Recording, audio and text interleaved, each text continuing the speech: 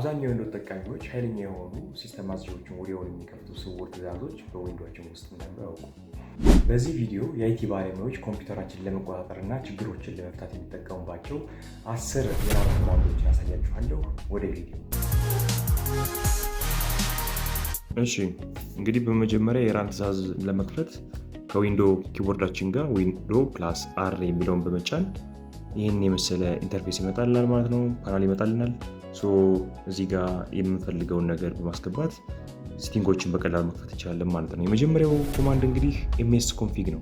ኤምኤስ ኮንፊግ ብለን በመጻፍ ኢንተር በምንልበት ጊዜ ይህን የመሰለ ፓናል ይመጣልናል ማለት ነው።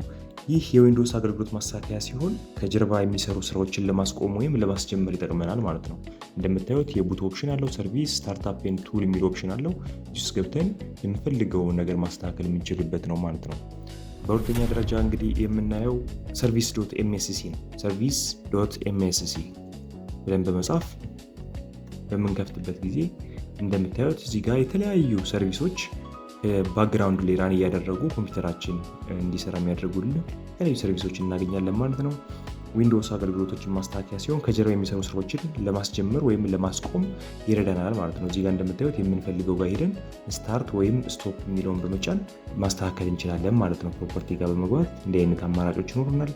እነዚህን ስታርት፣ ስቶፕ፣ ፓውዝ፣ ሪዚዩም በማድረግ የተለያዩ ስራዎችን መስራት እንችላለን ማለት ነው። በሶስተኛ እንግዲህ ደረጃ የምናየው አፕዩዝ ዶት ሲፒኤል ብለን በመጫን እዚህ ጋር በሚመጣልን ፈጣን የሆነ ሴቲንግ ውስጥ ገብተን ገና ኮንትሮል ፓናል ፕሮግራም ወይም ፕሮግራም ኤንድ ፊውቸር ብለን ከመግባት ይልቅ በሾርት ሁኔታ ዊንዶው ፕላስ አር አድርገን አፕዩዝ ዶት ሲፒኤል የሚል በመጫን ማስተካከል ይቻላል ማለት ነው። እዚህ ጋር ገብተን ለምሳሌ የማንፈልገው ካፕከትን አንስተር ማድረግ የምንፈልግ ራይት ክሊክ ጀስት በማድረግ አንስተር የሚለውን በመጫን አንኢንስቶል ማድረግ ይቻላል ማለት ነው።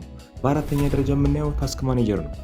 እንደምታዩት ታስክ ማኔጀር ኤምጂአር በሚል ሾርት አብሪቬሽን ፎርም ነው የተቀመጠ። እዚህ ጋር እንግዲህ ታስክ ማኔጀር የሚጠቀመው የኮምፒውተር ሲፒዩ እና ሜሞሪ አጠቃቀም ለማየት እንዲሁም አልሰራ ያሉ ፕሮግራሞች ለመዝጋት ይጠቅመናል ማለት ነው። ለምሳሌ እዚህ ጋር ራን እያደረገ ያለ አንድ ሶፍትዌር ወይም አፕሊኬሽን ሶፍትዌር ቢኖር እዚች ጋር ራይት ክሊክ በማድረግ ኢንድ ታስክ የሚለውን በመጫን አፕሊኬሽኑ ስታክ አድርገው ሊሆን ይችላል፣ እሱም በቀላሉ መዝጋት ይቻላል ማለት ነው። የኮምፒውተራችን ፐርፎርማንስ፣ ሲፒዩ አጠቃቀም፣ ሜሞሪ እንዲሁም የዲስክ አጠቃቀማችንን እያንዳንዱን ማየት እንችላለን ማለት ነው። እንደምታዩት እንግዲህ እዚህ ጋር እንዳያችሁት የተለያዩ ፕሮሰሶችን እዚህ ጋር ያስቀምጥልና አፕሊኬሽኖች የተከፈቱ ምናምን እዚህ ጋር ፐርፎርማንስ አለ፣ የሲፒዩ የሜሞሪ እና የዲስክ ዩዘሮችን እዚህ ጋር በደንብ ያሳየናል ማለት ነው። በአምስተኛ እንግዲህ ደረጃ የምናየው ዲቫይስ ማኔጅመንት ነው። ዴቭ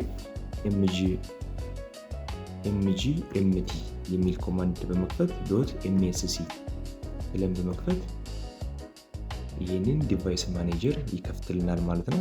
ይህ ዲቫይስ ማኔጀር እንደ ኔትወርክ፣ ዩኤስቢ እና ድራይቨሮችን ለማስተካከል ይጠቅመናል። ለምሳሌ እዚህ ጋር የተለያዩ የኔትወርክ ድራይቨር አለ፣ ሞኒተር፣ ማውስ፣ የኪቦርድ፣ የዲስኮች፣ የካሜራው ብሉቱዝ የተለያዩ ድራይቨሮች አሉ። እዚህ ጋር ኢንስቶል ማድረግ፣ አፕዴት ማድረግ፣ ዲሌት ማድረግ ከፈለግን የተለያዩ ፕሮግራሞችን ታስኮችን መፈጸም እንችላለን ማለት ነው። በስድስተኛ ደረጃ የምናየው ኤንሲፒኤ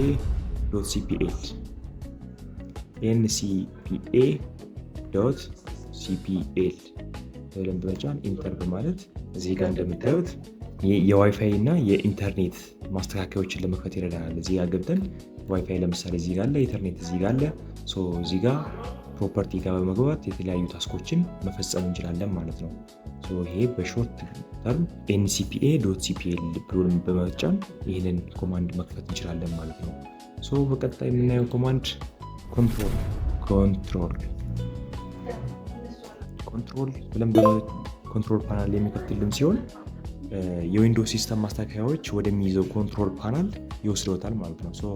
ይሄ የተለያዩ ፕሮግራሞች አሉ፣ ሃርድዌር ኤንድ ሳውንድ፣ ኔትወርክ ኤንድ ኢንተርኔት፣ ሲስተም ኤንድ ሴኩሪቲ፣ ዩዘር አካውንት፣ የተለያዩ የኮንትሮል ፓናል መቆጣጠሪያዎች ሙሉ ዊንዶውሳችንን መቆጣጠር የሚያስችሉን እዚህ ጋር ተቀምጠው እናገኛለን ማለት ነው። ይሄንን በሴቲንግ መክፈት እንችላለን።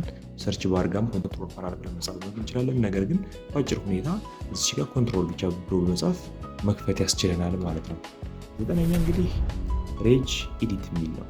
ሬጅ ኤዲት ይከፍትልናል ማለት ነው። የሬጅስተር ኤዲተርን እንግዲህ ስንከፍት የተሳሳተ ለውጥ ሲስተሙን ሊያበላሽ ስለሚችል መጀመሪያ እርግጠኛ መሆን ይጠበቅብናል። ምንም አይነት የማናውቀውን አይነት ማስተካከያ ማድረግ አይጠበቅብን ማለት ነው። ምክንያቱም ፓወርፉል የሆነ ሴቲንግ ስለሆነ ኮምፒውተራችንን ሊያበላሽብን ይችላል ማለት ነው። በ10ኛ ደረጃ የምናየው እንግዲህ ጂፒ ኢዲት የሚል ነው ማለት ነው። ጂፒ ኢዲት .msc ብለን በመጫን ኢንተር በማለት እንደምታዩት እዚህ ጋር ሎካል ግሩፕ ፖሊሲ ኤዲተርን ይከፍትልናል ማለት ነው።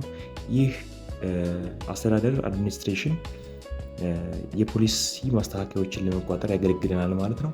እነዚህ ፓወርፉል የሆኑ የራን ኮማንዶችን በመጠቀም ሾርትሊ ዊንዶው ፕላስ አርን በመጠቀም እዚህ ጋር በመጻፍ የራን ኮማንዶ ጋር በመጻፍ በአጭሩ ሴቲንጋችንን አክሰስ እያደረግን ኮምፒውተራችንን ማስተካከል እንችላለን ማለት ነው። በዛሬው ቪዲዮ ያየናቸው እነዚህ 10 ራን ኮማንዶች እያንዳንዱ የዊንዶው ዩዘር ሊያውቃቸው የሚገቡ ወሳኝ የሆኑ ኮማንዶች ናቸው ማለት ነው። በቀጣይም እንደሰራላችሁ ኮሜንት ላይ ያስቀምጣችሁልኝ። ከተመቻችሁ ቪዲዮ ላይክ፣ ሰብስክራይብ እና ሼር ማድረግ አይረሳ። አመሰግናለሁ።